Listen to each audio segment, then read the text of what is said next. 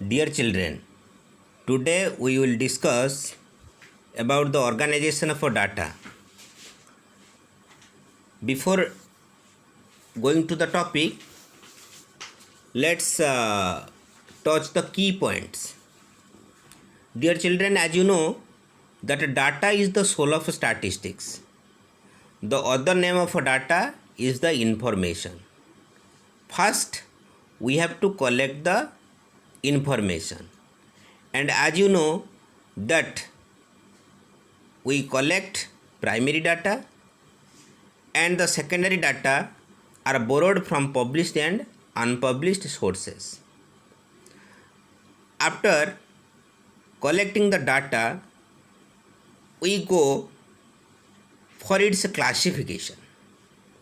Dear children, the data can be classified into 4 categories, and the 4 methods of classifications are such as chronological classification, spatial classification, qualitative classification, and quantitative classification.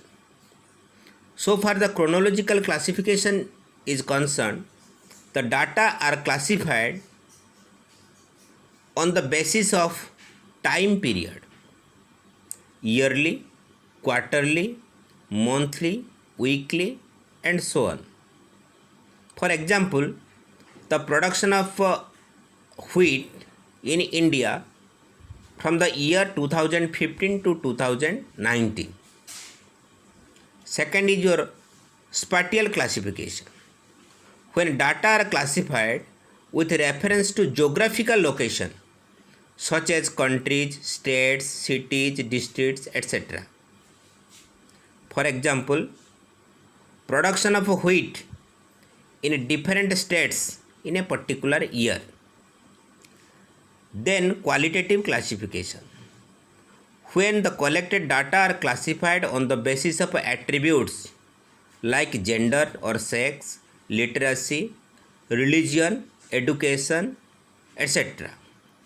For example, we can classify the people of a particular village as literate and illiterate.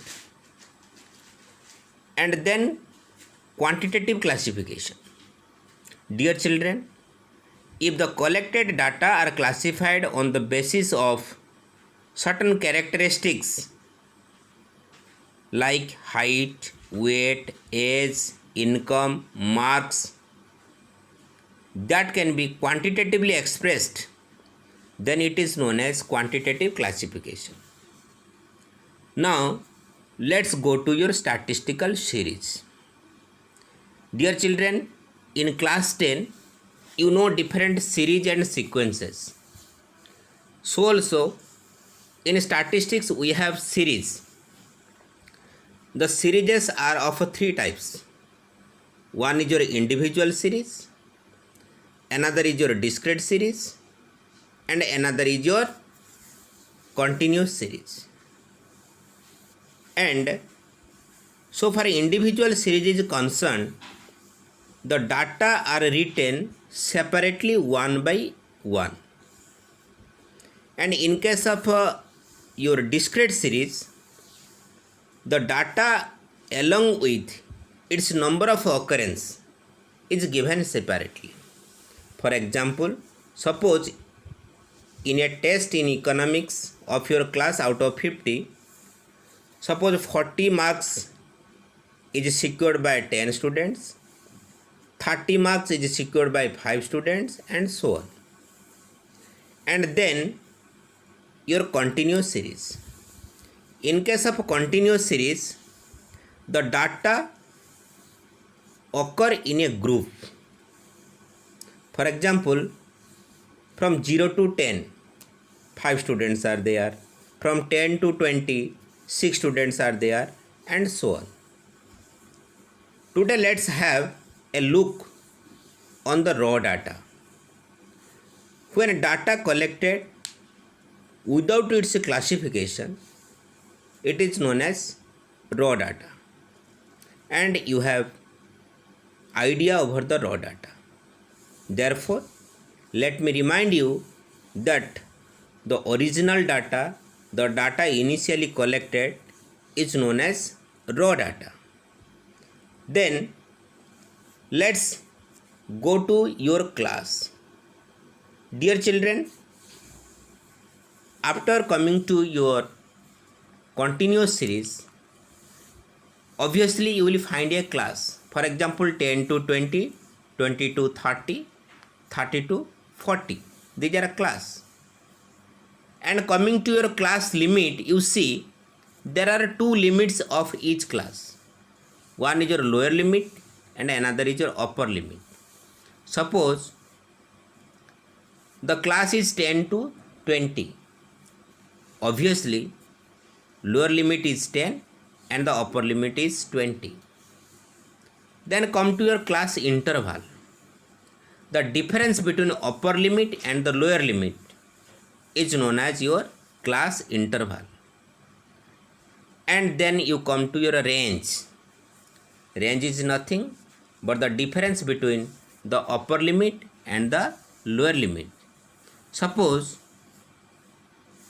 the limit or the class is 30 to 40. Then what's its range? 40 minus 30. Obviously it is 10. Then you come to the midpoint or mid value. Dear children, so there is a formula to find out mid value. Popularly, we write M for mid value and it can be calculated by using the formula that is upper limit plus lower limit divided by 2. Let me tell you, suppose the class is 50 to 60. Then the mid value is equal to 60 plus 50 whole divided by 2, that is your 55. Then you come to your frequency. Frequency is nothing but the number of repetitions of a particular item. Then you come to your exclusive series.